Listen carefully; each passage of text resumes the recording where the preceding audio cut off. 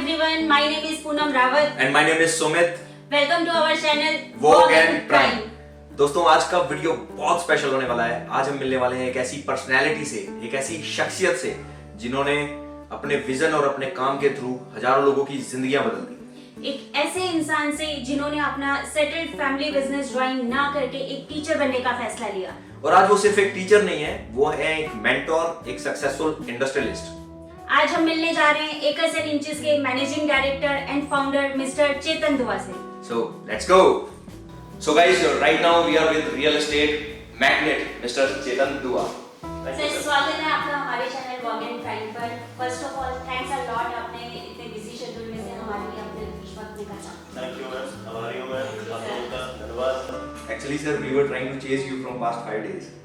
धन्यवाद all the more and finally we are here. I am fortunate to be meeting you guys. Thank you so much. My pleasure. Ji sir, we would like to congratulate you on your mission to create India's top 100 real estate mentors. धन्यवाद जी। Thank you. हमारे viewers के लिए कुछ questions हैं sir हमारे पास जी if we talk about real estate industry जी। तो नोएडा और ग्रेटर नोएडा रीजन में रियल एस्टेट सेक्टर की ग्रोथ को कैसे देखते हैं?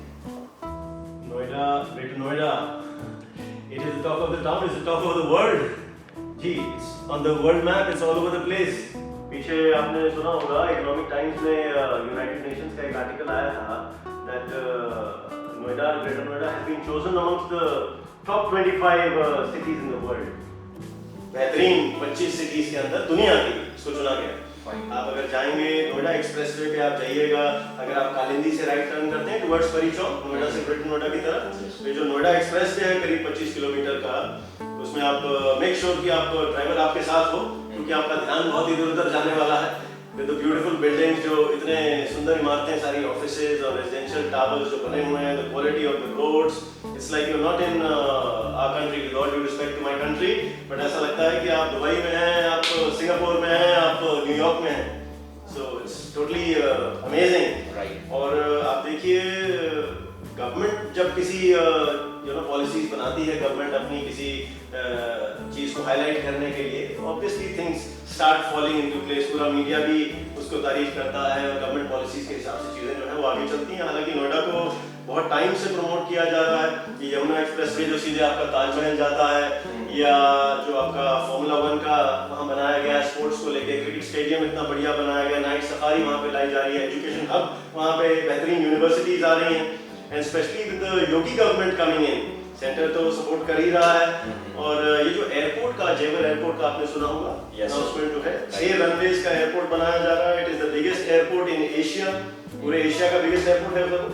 और 1000 एकड़ की वहाँ पे फिल्म सिटी आ रही है, टॉय सिटी आ रही है, तमाम कॉर्पोरेट्स आ रहे हैं।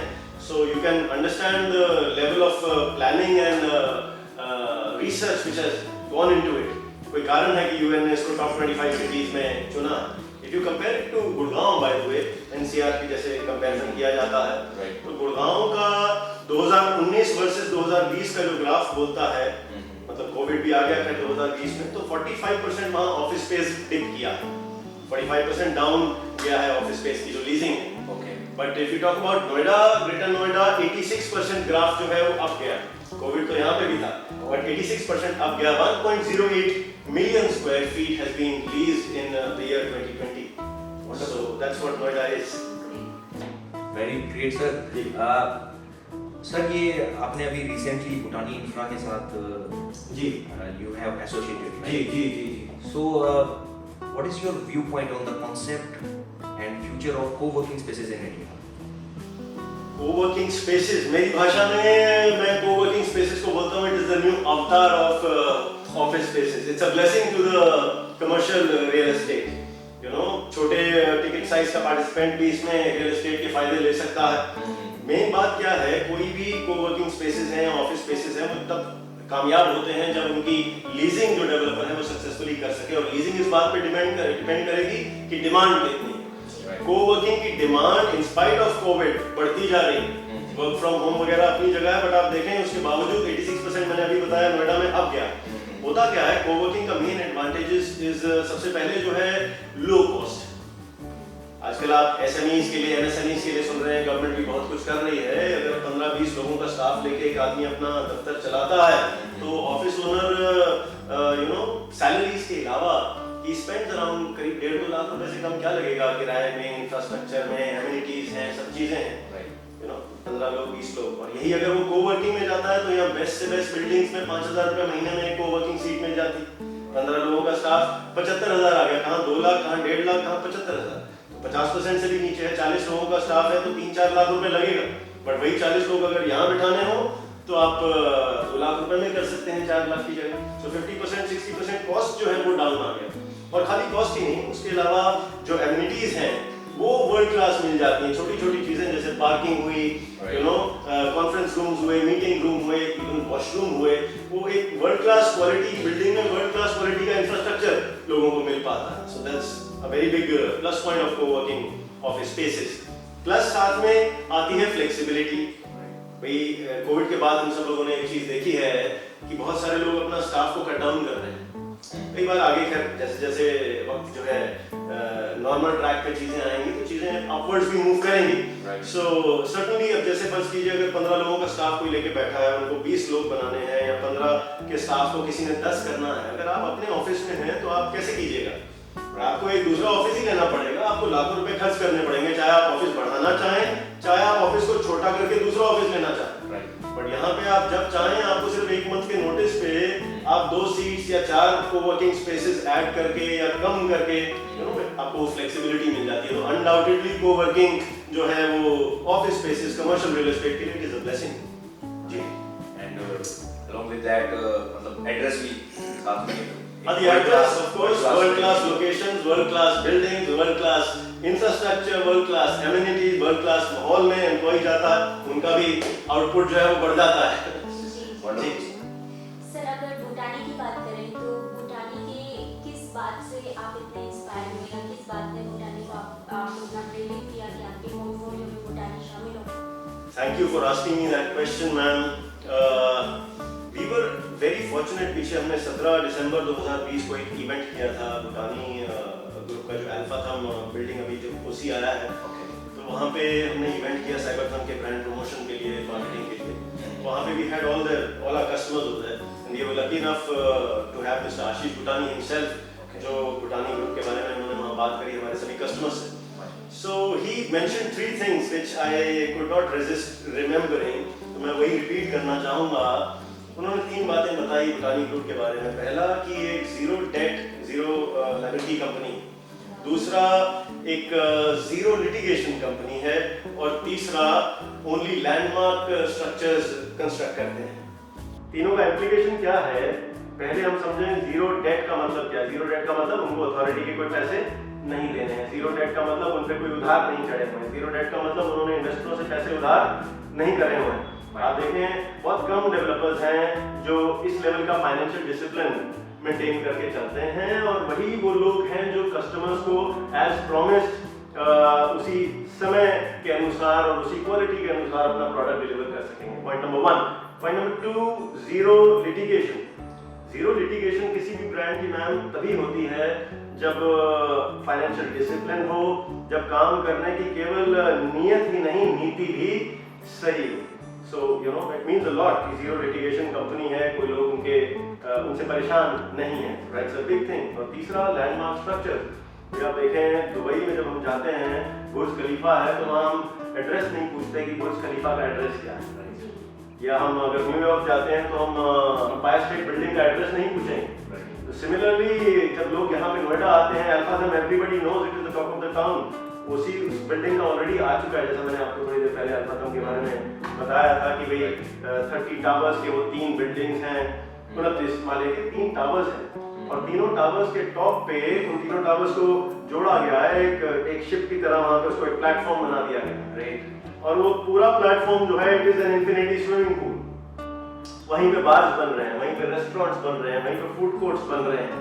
So you know it's like a club on the 29th floor। वहाँ से आप शहर देखेंगे, नोएडा, ग्रेटर नोएडा पे भी जरूर जाइएगा आप, वहाँ हमारे एरियल साइट विजिट पे, so you'll be able to know Bhutani Group is the first one to launch an aerial site visit in the country।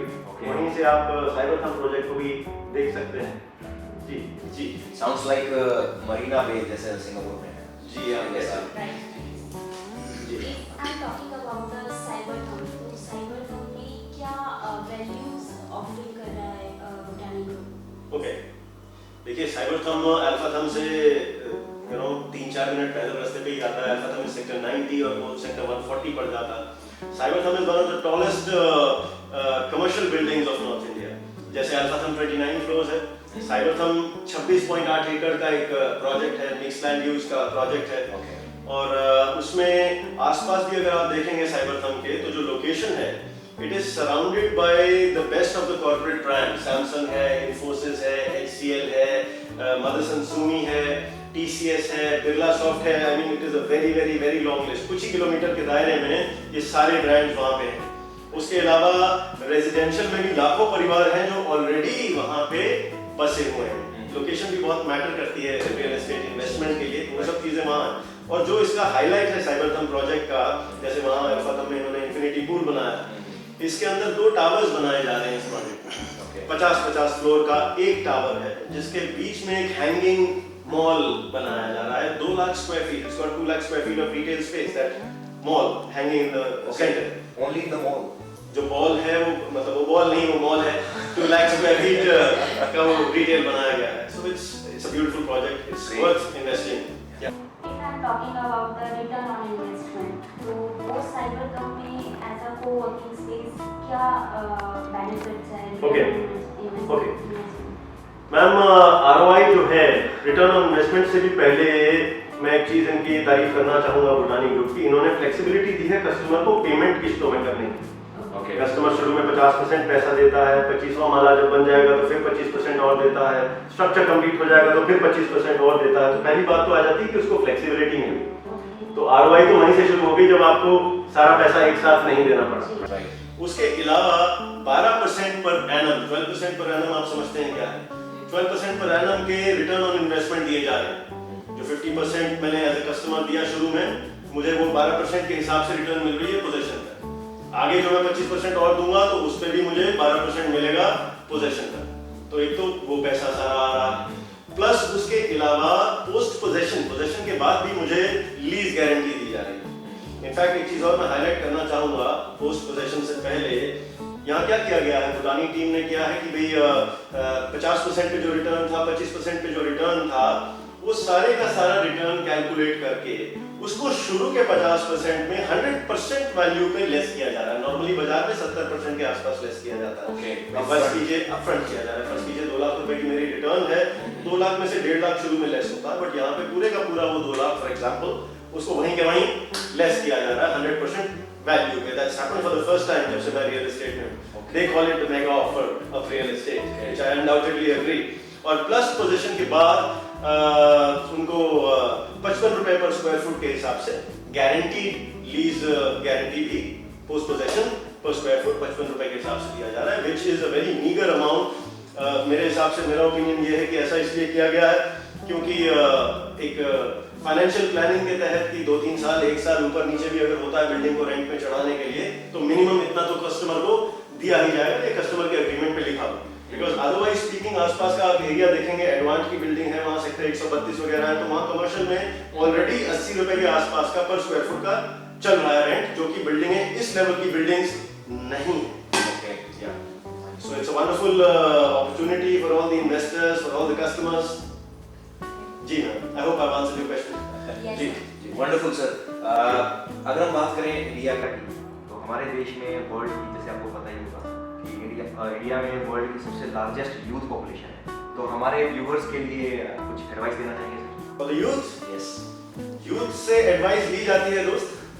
You know, the young at heart are always full of energy and enthusiasm just like you. जी, मैं यही कहना चाहूँगा कि अपना self esteem, अपना स्वाभिमान high रखें। There is nothing like the magic of self esteem. Believe in yourself. Do not give your mind negative auto suggestions कि मैं क्या कर सकता हूँ, क्या मैं नहीं कर सकता हूँ। मैं क्या कर सकता हूँ एक सवाल है, एक स्टेटमेंट नहीं है। उसका जवाब खोजिए, उसका जवाब ढूंढिए, हार्ड वर्क में बिलीव करिए, डिसिप्लिन में बिलीव करिए। जैसे पानी अपना रास्ता ग्रेविटी के हिसाब से ढूंढ लेता है, similarly success gravitates to those who do hard work and always stay young at heart. Age is just a number brother. ये आपको देखने से ही लग रहा है सर जी।